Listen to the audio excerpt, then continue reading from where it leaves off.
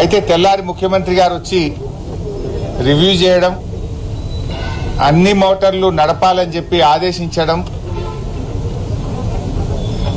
అంటే కనీసం ప్రభుత్వం నిద్రలేసింది. బీఆర్ఎస్ పార్టీ తట్టి లేపితే ముఖ్యమంత్రి గారు దేవాదుల ప్రాజెక్టును విజిట్ చేసి అన్ని మోటార్లు కూడా నడపాలి అని ఆదేశించాల్సిన పరిస్థితి వచ్చిందంటే అది బీఆర్ఎస్ పోరాటం వల్ల, బీఆర్ఎస్ పార్టీ కృషి వల్ల అట్లీస్ట్ ముఖ్యమంత్రిలో చలనం అని వచ్చింది. చలనం వచ్చింది కానీ పని అయితే పూర్తిగా కాలే. సరే, మేము వచ్చిపోయిన తర్వాత దేవన్నపేట ఒక్క పంప్ హౌస్ నడుస్తా ఉన్నది, ఒక్క మోటార్ నడుస్తా ఉన్నది. కానీ ముఖ్యమంత్రి గారు, మంత్రులు ఏం చెప్తారు? పదే పదే దేవాదుల ప్రాజెక్టు మాది మొదటి ప్రాధాన్యత అని పదే పదే ముఖ్యమంత్రి గారు, మంత్రులు చెప్తుంటారు. చేతల్లో మాత్రం దేవాదుల ప్రాజెక్టు విషయంలో చివరి ప్రాధాన్యత కనబడతా ఉంది. ఎందుకు ఈ మాట అంటున్నా అంటే బీఆర్ఎస్ హయాంలో 7,300 కోట్లు దేవాదుల ప్రాజెక్టు మీద ఖర్చు పెట్టి 2,20,000 ఎకరాలకు బీఆర్ఎస్ పార్టీ 3,20,000 ఎకరాలకు బీఆర్ఎస్ పార్టీ నీళ్లు ఇచ్చింది. మేము 3,20,000 ఎకరాలకు నీళ్లు ఇచ్చాం. కానీ కాంగ్రెస్ వచ్చిన 2.5 సంవత్సరాల్లో 1 ఎకరా భూసేకరణ చేసింది లేదు, కొత్తగా 1 ఎకరానికి ఆయకట్టుకు నీళ్లు ఇచ్చింది లేదు. డేట్లు మారుతున్నాయి, డెడ్ లైన్లు మారుతున్నాయి.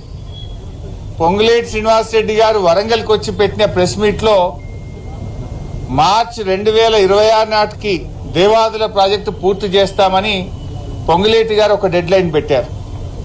ఉత్తమ్ కుమార్ రెడ్డి గారు హైదరాబాద్ లో వరంగల్ ఎమ్మెల్యేలతో సమావేశమైనప్పుడు 2027 మార్చి కల్లా దేవాదుల ప్రాజెక్టును పూర్తి చేస్తామని ఉత్తమ్ కుమార్ రెడ్డి గారు ఒక డెడ్ లైన్ పెట్టారు.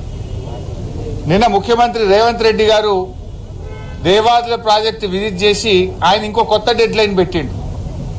2027 డిసెంబర్ నాటికి దేవాదుల ప్రాజెక్టు పూర్తి చేస్తామని ఆయన గారు ఇంకొక డెడ్ లైన్ పెట్టారు. పొంగులేటి గారిది ఒక డెడ్ లైను, ఉత్తమ్ కుమార్ రెడ్డిది ఒక డెడ్ లైను, రేవంత్ రెడ్డిది ఒక డెడ్ లైన్.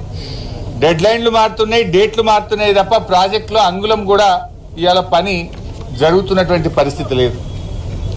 రేవంత్ రెడ్డి గారు కథ ఎట్లున్నదంటే ఆడలేక ఓడ మధ్యలు అన్నట్టు పనిచేయడం చేతగాక, మీరు ల్యాండ్ ఎక్విజిషన్ కు నిధులు విడుదల చేయక ఇంకా బీఆర్ఎస్ పార్టీ మీద పడి ఏడుస్తా ఉన్నారు. ఎన్ని రోజులు ఏడుస్తారు? 2.5 సంవత్సరాలు అయింది మీరు అధికారంలోకి వచ్చి. 2.5 సంవత్సరాల్లో 2.5 ఎకరాలకు కూడా దేవాదుల్లో మీరు నీళ్లు ఇవ్వలేదు. ఉన్న మోటార్లు కూడా నడిపే చేతనైతలేదు మీకు. బీఆర్ఎస్ ప్రభుత్వం నిర్మించి ఇచ్చిన మోటార్లు కూడా నడపడం చేతగాక జిల్లాలో పంటలు ఎండిపోతున్నటువంటి పరిస్థితి మనం చూస్తా ఉన్నాం. ఇలా ముఖ్యమంత్రి పెద్ద పెద్ద మాటలు మాట్లాడుతున్నాడు. గోదావరి మీద మాట్లాడదామంటుండు. గోదావరి మీద మీరు చేసిందేమున్నది? 2.5 ఏళ్లలో ఓ బ్యారేజీ కట్టివా, ఓ చెక్ డ్యామ్ కట్టివా, ఓ లిఫ్ట్ పెడితివా, 1 ఎకరానికి నీళ్లు ఇస్తివా? బీఆర్ఎస్ పార్టీ 8 బ్యారేజీలు కట్టింది గోదావరి మీద. బీఆర్ఎస్ పార్టీ 312 కిలోమీటర్లు గోదావరిని సజీవంగా నిలిపింది. నిండు కుండలాగా 312 కిలోమీటర్లు గోదావరిని నిలిపి చూపింది బీఆర్ఎస్ పార్టీ. ముఖ్యమంత్రి గారు మాట్లాడదాం అసెంబ్లీలో అంటుండు. ఎస్, మేము రెడీ, నీ సవాల్కు మేము యాక్సెప్ట్ చేస్తా ఉన్నాం. కెమెరా దిప్పద్దు, మైక్ కట్ చేయొద్దు. కట్ చేయకుండా నువ్వేం చేసినావో, బీఆర్ఎస్ పార్టీ ఏం చేసిందో చర్చించడానికి మేము సిద్ధం. 60 ఏళ్ల కాంగ్రెస్ పాలనలో చేసింది ఏందో, 9.5 ఏళ్ల బీఆర్ఎస్ పాలనలో ఏం చేసినామో మేము చర్చించడానికి సిద్ధం. మేము 9.5 ఏళ్లలో 48 లక్షల ఎకరాలకు తెలంగాణలో సాగునీరు అందించి చూపాం. నువ్వేం చేసినావు 2.5 ఏళ్లలో?